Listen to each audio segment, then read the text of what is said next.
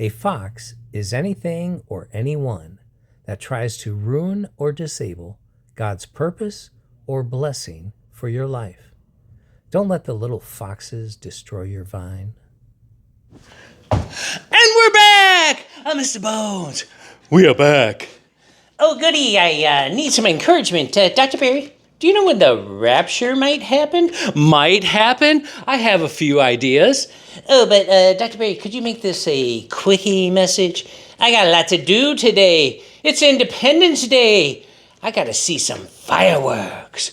Mr. Bones, I'm with you 100%. I got a ton of stuff to do, so this is going to be a quickie message. And let me put this on real quick. It kind of flies off when I jump in. All right, is that okay? All right, so I'm wearing this shirt to celebrate the brave Top Gun airline pilots that did that impossible strike on an impossible target, just like the movie Top Gun predicted.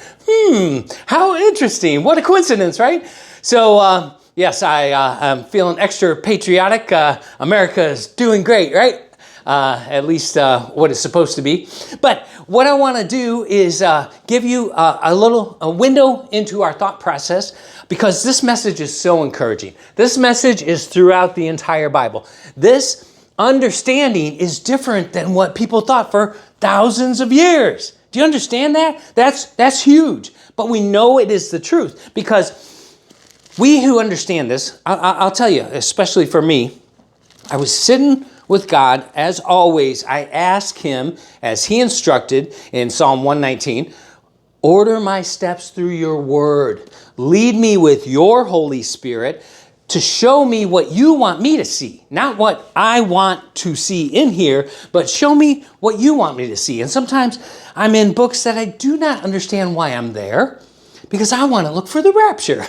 But he's got me going through stories, and then all of a sudden there's these connections. So the long and short of it is, I was going through Genesis, the stories of Noah, and Exodus, the stories of Moses, and Numbers, more stories of Moses and Israel, Joshua, Deuteronomy, the book of Ruth, the book of 1 Samuel, Esther, the Song of Songs, Judges, Isaiah, Acts, all the Gospels, Matthew, Mark, Luke, John, and Acts, 1 Corinthians, and even Revelation. And I was saying, wow, God keeps bringing us back to this amazing month of Av. And he's talking about the Spirit and the grapes and the wine. And the month of Av is the Spirit month. I mean, think about this. God made his Aleph Bet, these pictographs that are numbers and pictures and words. And he did that before any of the creation. He had that. And he had the first pictograph be the ox. Hey, in the first month, the ox would be hung on the cross.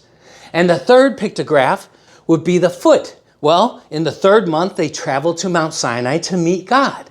And in the fifth month is the Spirit. Almost as if God had already planned to pour out the Spirit in the fifth month. I thought maybe that's a possibility. Well, after seeing so many examples of the fifth month and the time of the new wine, connecting those, I'm convinced 100%. Well, what's one more little detail maybe? What should come in the seventh month at the trumpets and atonement? What should come? Mr. Bones? The sword, right? The tribulation. Well, as a matter of fact, the original pictograph for the seven was a plow, but it was also a sword. Okay? So the world is going to get plowed under by God's wrath. And so the plow and the sword were kind of synonymous. I was like, wow, I think he's hinting to us. And I say, well, I always thought Pentecost was at Shavuot. That's what everybody always said. But when I was reading the story, the Holy Spirit's saying, what's the meaning here? What's the meaning here? Why did I put all these together? And I said, am I willing to let the Holy Spirit lead me, or am I going to stick with men? And so it made me think of Psalm 1. Blessed is the man who walketh not in the counsel of the ungodly, nor standeth in the way of sinners, nor sitteth in the seat of the scornful. but his delight is in Torah of Yahweh. And in Torah doth he meditate both day and night. Now, Torah, how do you spell Torah? Mr. Bones? Why don't you tell us? Tav, which is the cross. Vav, which is the nail. Resh, which is the head that thinketh, but also the prince, the head, the leader. And then He, which is the Holy Spirit. So Torah means the cross, nailed, the prince, or the head as he thinketh, and the Spirit. When you think on the nailed cross, or the prince nailed to the cross, you are doing spiritual worship. You receive indwelling from the Holy Spirit by dwelling on Torah. Now, most people think Torah, they think law. But I say nay. Every word that God said is, think about the prince nailed on the cross, and that is spiritual worship. And his word says, the Father is a spirit and must be worshiped spiritually. So these things are spiritually discerned, and those that cannot see it have spiritual blindness. You know, Israel is experiencing a type of blindness because they rejected Jesus. Well, this message ties right in with the blood of the new covenant. And one of the very first stories, besides Noah releasing a dove, Holy Spirit, and the raven, the spirit of darkness, the spirit of Satan, besides that, we have Moses coming down in the 5th month. It is so clearly easy to see from Shavuot. The next day he performs some sacrifices. Then 7 days he eats with the elders. Then 40 days. That's 48 days. And then we see Aaron say, tomorrow is a feast unto Yahweh. So you say, wow, that feast is not named, but it's the time of new wine. And I say, this is when Moses is bringing down the actual stone tablets. He didn't get the stone tablets at Shavuot. He got them in the month of Av as he's coming down for the Feast of New Wine. And the first thing he does, because of the golden calf and idolatry, he smashes, get this, he smashes the old covenant. Now, when you first read that, wasn't that not amazing to you? Oh my, this is God's special work. How could he do that? Look at the bigger story. Jesus, being portrayed by Moses here, would come and prophetically smash the old covenant by fulfilling it, being the fulfillment of it, and putting it away, and then give the new covenant of his blood, which he made into wine. And so, like I said, there's so much to say, but Mr. Bones, I've invited a young, fresh-faced young man, so full of joy and ambition, so full of hope and promise, to kind of walk us through his thought process. And so, without further ado, we're going to let him take over. What day would the Jews have gone into the promised land? What day did the Lord have already set that they would go into the promised land if they had not brought back an evil report?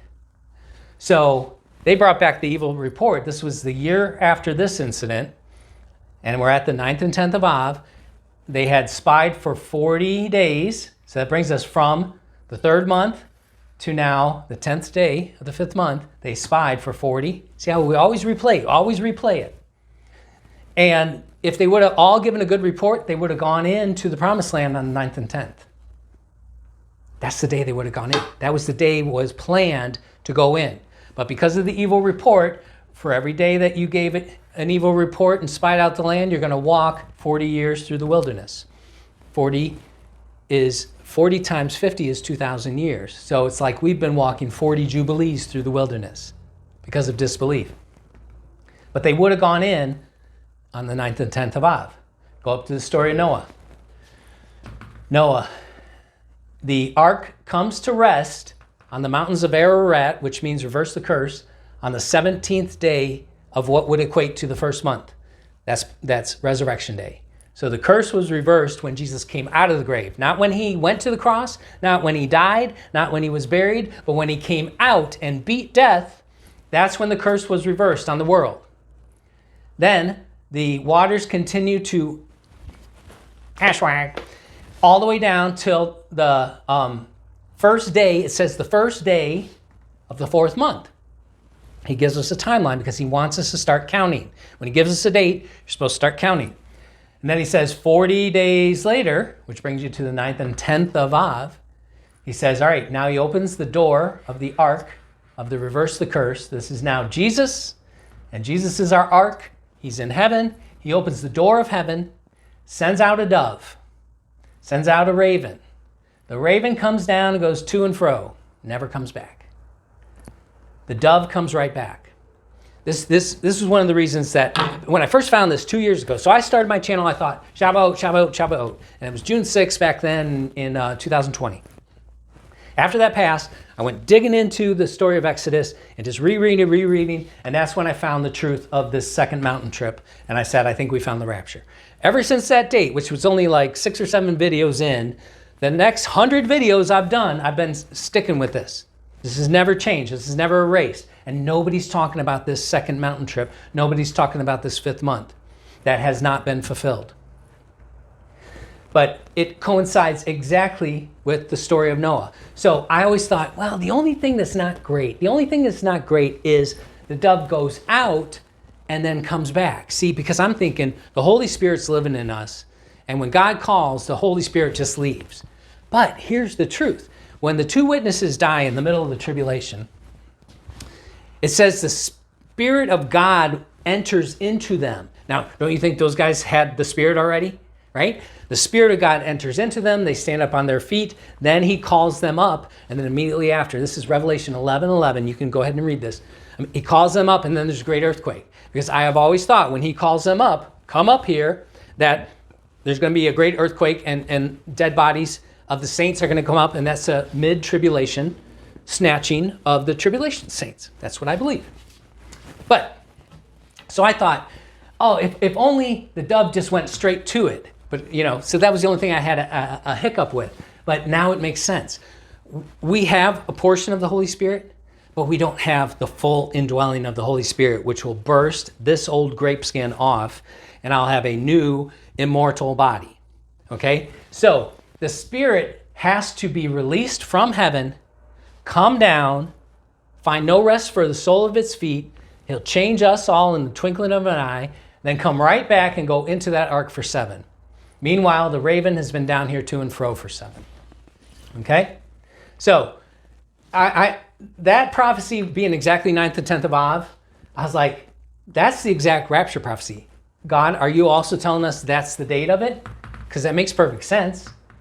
But what about Pentecost? What about true Pentecost? What about this Feast of Wine? Well, now he explained with the 7 complete Sabbaths, they're all tied together within 24-hour period. You're in both of them.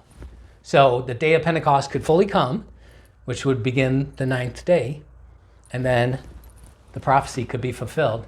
And then if that happens from the 10th of Av, that's 20 days and 30 days, there's 50 days till the Feast of Trumpets, which is associated with the Feast of Oil. Again, they just said from this date, which I'm really happy that they got that one right, but that means they're counting from the 26th day of Nisan, which they don't explain how they get there. So I don't believe that.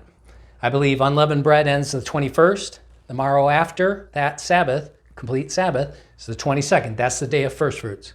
7 complete Sabbaths brings us to the 15th. 7 complete Sabbaths brings us to the 9th and 10th of Av. 7 complete Sabbaths brings us to the Feast of Trumpets when you would offer oil.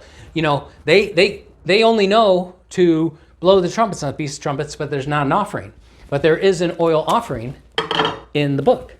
Okay? So, and it's really cool in Leviticus. If you go back to 23, everybody just reads 23 and stops.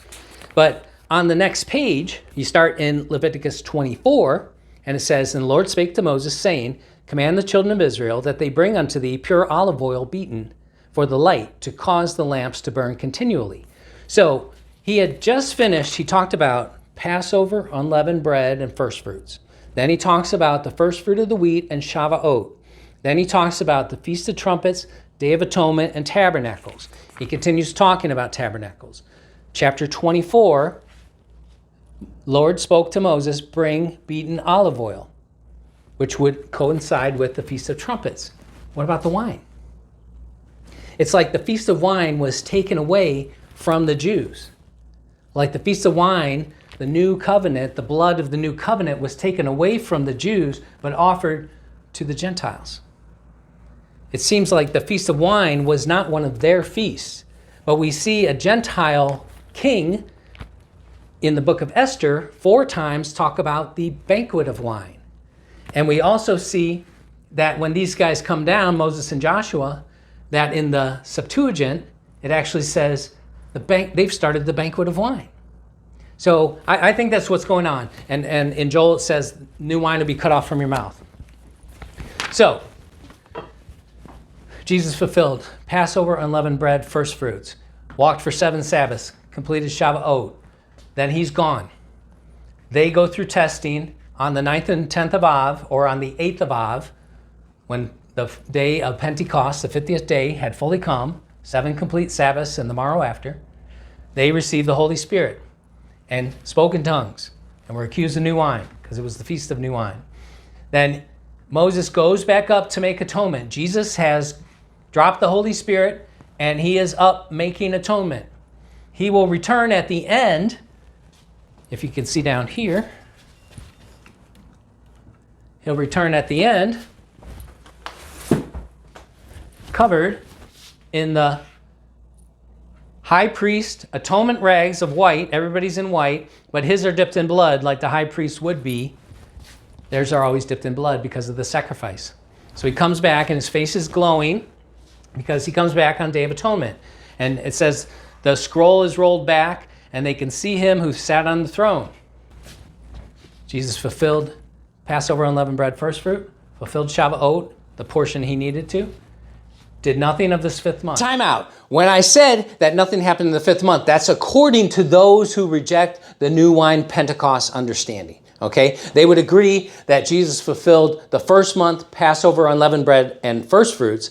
But then they say in the 3rd month, he left 10 days early and then poured out the Spirit like wine in the 3rd month at Shavuot. And then he did nothing in the 5th month.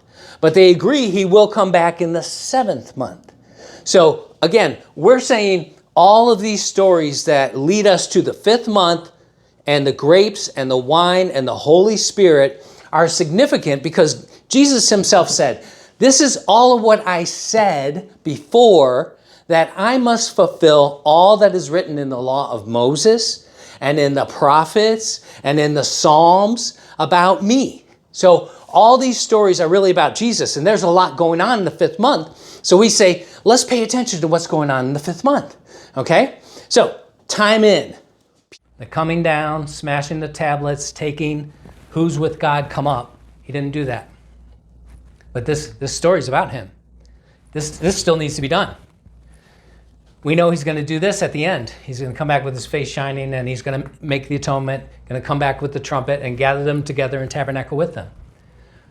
What's going on with this 5th month? So I think that we are getting raptured on the 9th and 10th of Av, which is around August 2nd and 3rd. which is my wife and I anniversary.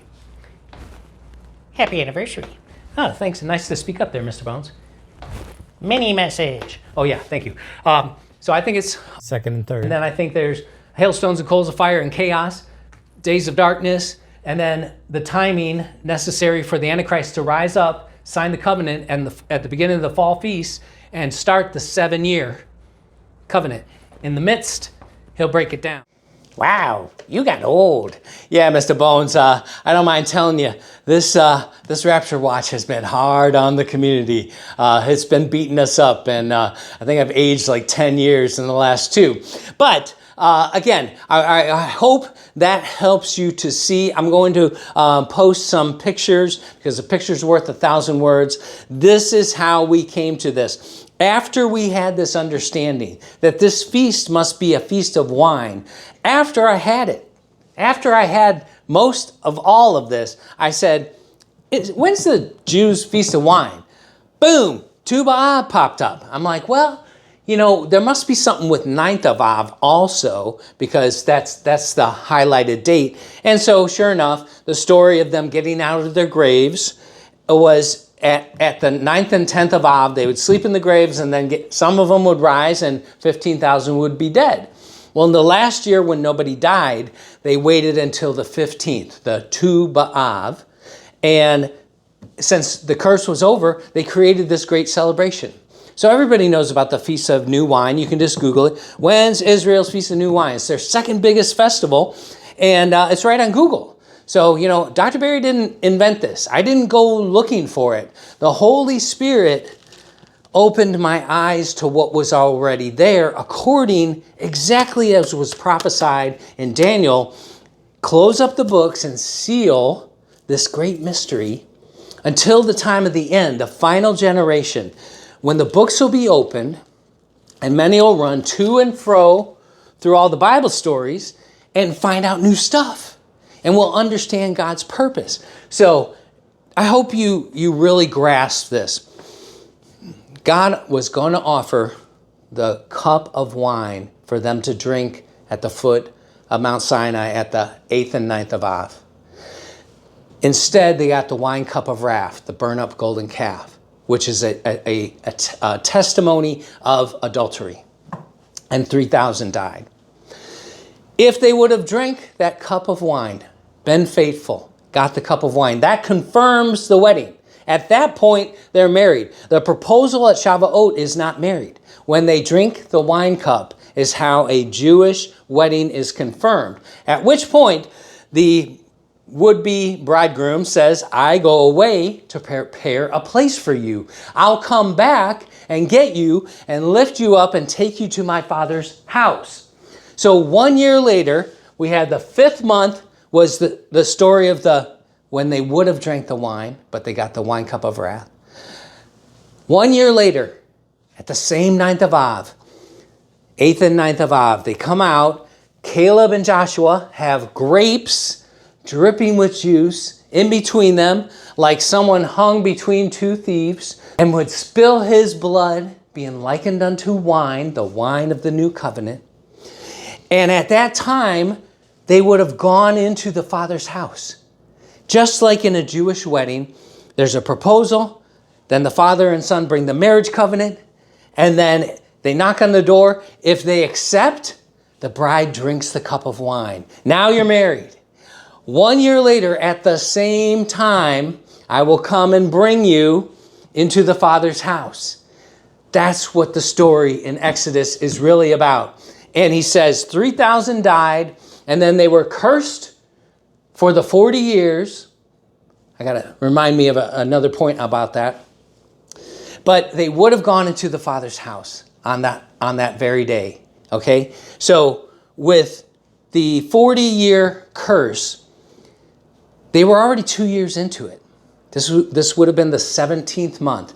And God says, in a moment, I'm going to rise up and choose a foolish bride. He said that at the 9th of Av.